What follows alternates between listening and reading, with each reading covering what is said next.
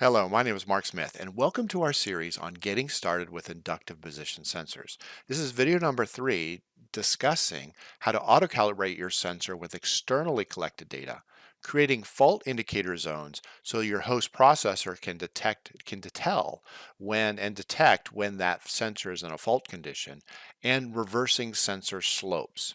So to start out this, I have a water sensor that's using a linear sensor that's on my desktop today. And there is a float that is floating up and down at the water level. And I've been collecting data on this sensor and storing it in an Excel spreadsheet, which I'll show up on the screen. It's actually up there right now. And what I was doing is for every half a cup, and this is half a cup, I would pour this into the water tank, and then I would read the output of the sensor. The sensor is on this side, outside of the chamber there, and the float is on this side, and I was going to record that information with the send protocol. In fact, if you look up here on the screen, I'll move this over, you can see I collected from 0 to 9.5 cups, and the sent went from 0 all the way to 4095, actually very, very close to the very, very end. So we're going to use this to auto-calibrate with the IPCE tool. So in the Analysis tab, there is a Load button, but we got to load up and put this file into a template that can be read by the IPCE tool.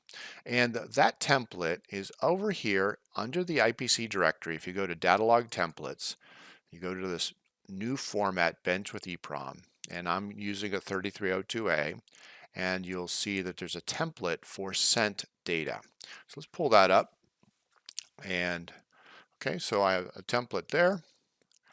And the three things I need to do is I need to take my measured values, 0 to 9.5 cups, and put them into the position column here in this template.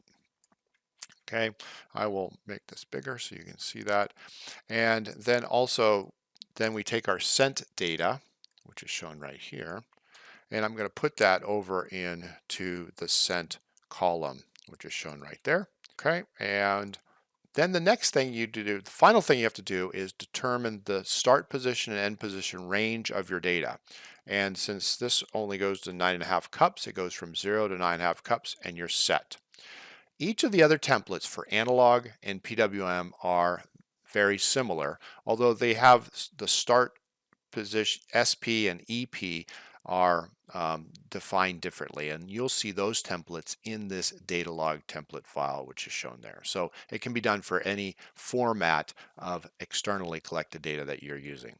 In this case, let's go ahead and save this. I'll save this, but I have it saved already, so I'm just going to cancel out of that, and I've already done that. Let's go back to the bench data, and I put it into this template here. So let's go ahead and load that file up, and we go to the bench data, and there's load it with the template, and you load the bench data, and then it asks you if you took this data using the IPCE software. In our case, we did not take it. We took this data externally in an Excel file and are loading it into this Analysis tab. If you did take it with the IPCE software, it will also keep track of the calibration points that you used, or the EEPROM values that you used when you took the data. In this case, we're taking it externally, and so now we're going to have to load those EEPROM values into the system in addition to the data points. So when you click no here, what it's going to do is ask you what type of EEPROM values did you take when you took the measurements. We're using the default value. In this case, you would hit yes.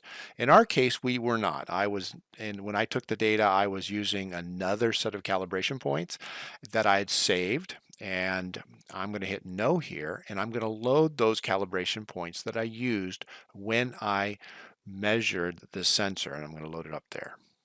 And so here's the data up here, and my start position started at 0 and went up to 9.5 cups, and I'm looking at output values from 409 to 3686, at least from default value that came in here. You can see the data. So now what I want to do is I want to adjust it.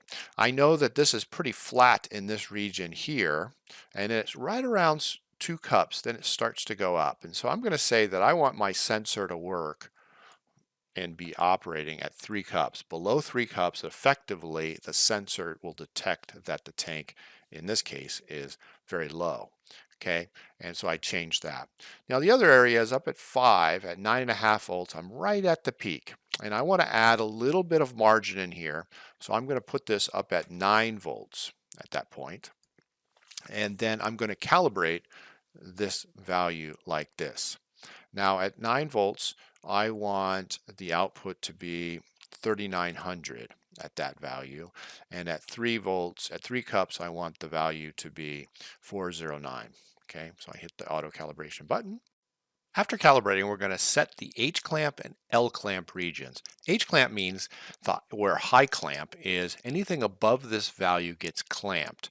Anything, and then the low clamp is that no signal below this value will go below the low clamp level.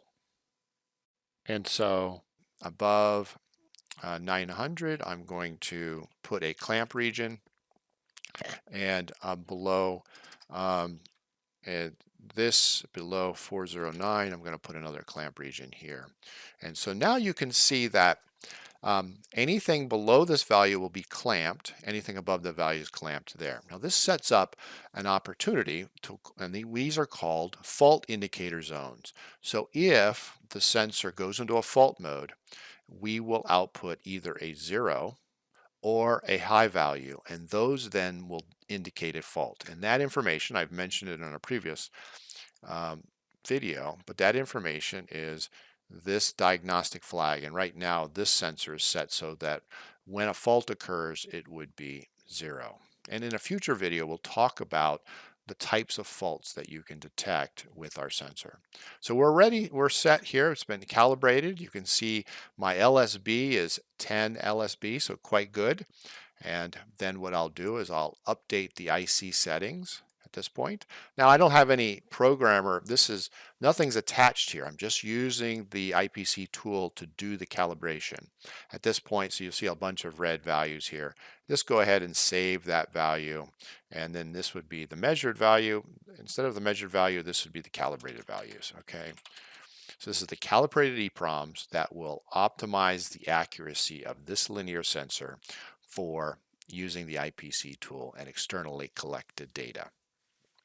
So that's all set. You're done in how to do externally collected data. We've talked about kind of your fault indicator zones, that anything, if a fault does occur, this sensor will output something at 0, so your host processor can easily detect when there's a fault. If it's below this value of 409, that was the clamp value for the cent, then we know we're in a fault condition. The accuracy of our sensor was quite good, minus 10 LSB. But if I was looking to do even greater accuracy, or I had a sensor that was not quite as accurate after we did the auto calibration routine, and I wanted to get even further on accuracy, better accuracy, there is another tool in our auto calibration engine down here where you can put in your desired accuracy. Let's say in this case I wanted 5 LSB. In this case, the auto calibration engine will tell you how to get 5 LSB. In this case, you need 11 calibration points. And in our next video, we'll show how to take these 11 calibration points and, along with some code, use an external microcontroller by Microchip to improve the accuracy of these sensors even further.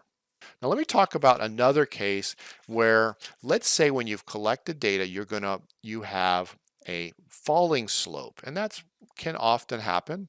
And we're going to go over to, and I've stored that over here in this template area, reverse slope. Okay, and I'm going to load up the default value, and you can actually see this is a reverse slope. How do you handle and auto calibrate this region? In this case, what you're going to do is we're going to go from 0 to the end value of, this was collected data of 118.8 value. That was the value there. I don't know what type of sensor it was. In this case, what you're going to do is, let's do 3686. This is the high value, 3686, and then this is the low value, 409. So now you collected those. Now we have a negative slope as our guide, and now you can auto-calibrate with that solution there. So that's how you reverse slopes using the IPCE tool. If, when you collect your data, you want to collect it in that reverse slope condition. Once again, with you auto-calibrate, you update the IC settings, you either program the chip or go ahead and save that value. Thank you very much for video number 3 discussing how to calibrate with externally collected data, creating fault indicator zones, and reversing sensor slopes.